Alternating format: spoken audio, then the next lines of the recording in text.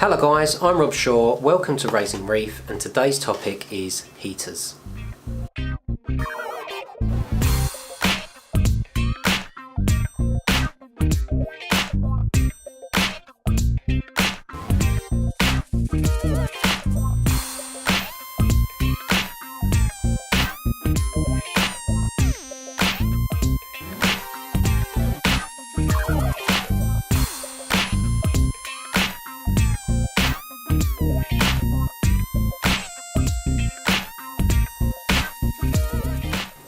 So if somebody asked me what is the most unreliable piece of equipment you can have on a reef tank, I would probably have to say it's the heater.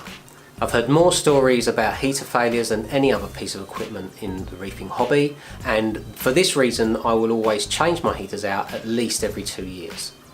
It doesn't seem to matter if you buy expensive heaters or cheap ones.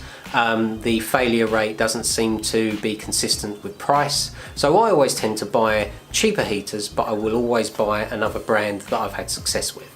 This tank behind me has been running with the same heaters on it for just over 2 years, and it's now time to buy some new ones. The two heaters that I'm running on this tank are 100 watts each. I split them into two rather than just getting one 200 watt heater. There are two reasons for this. One is space. A 100 watt heater takes up less room than a 200 in length and therefore can be fitted into smaller spaces. Secondary to this, it's unlikely that both will fail at exactly the same time. So if one sticks on, for example, it's not going to overheat the tank because it is only half powered to the needs of this aquarium. The other one is still likely to shut off as need be, and that will never overheat the system, and I will eventually come to the point where I realise that this particular one isn't working and I can take some action and swap it out. Secondary to this, I will have a tank temperature controller fitted to my system, and both of those heaters will be plugged into that. That's secondary redundancy, and that has a probe in the water, and if the temperature rises beyond a set point, it will shut the power off to the heaters and stop them from coming on. Likewise, if they fail off and they don't come on, there is an LED display on the front of the temperature controller, and at a glance I can see if the temperature is lower than it should be. So seeing as the two heaters that are on this tank are just over 2 years old, it's time for me to start thinking about replacing them, and I've basically found the same ones that I have in there and bought them again. I've had no issue with these. They have a digital display on the front which shows you the temperature. You can adjust it quite easily, either from the top, you can just press the button on the top, or in line it has a temperature adjustment on the cord. I've never found this particularly useful because once I set the aquarium temperature to where I want it, I've never touched it again. But at least if you had to make an adjustment to it and it's submerged beneath the water, you don't have to get your hands wet in order to do that. This particular heater is made by a company called Billion. I believe it's probably a Chinese company. These are not very expensive heaters. I think two of these 100 watt heaters come to about just over £20. And the model number for this one is HL388. If I can find a link to this, I'll put it in the description in case you're interested in picking some of these up.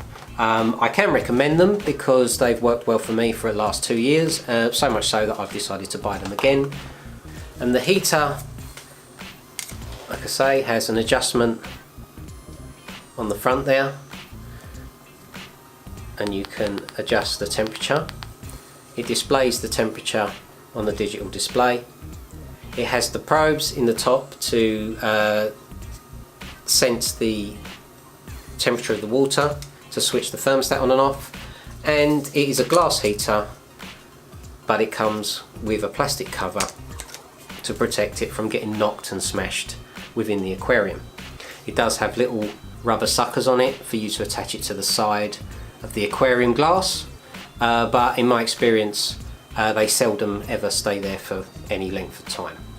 They tend to just sort of fall off, so I tend to put them in a position where they're just resting on the bottom anyway.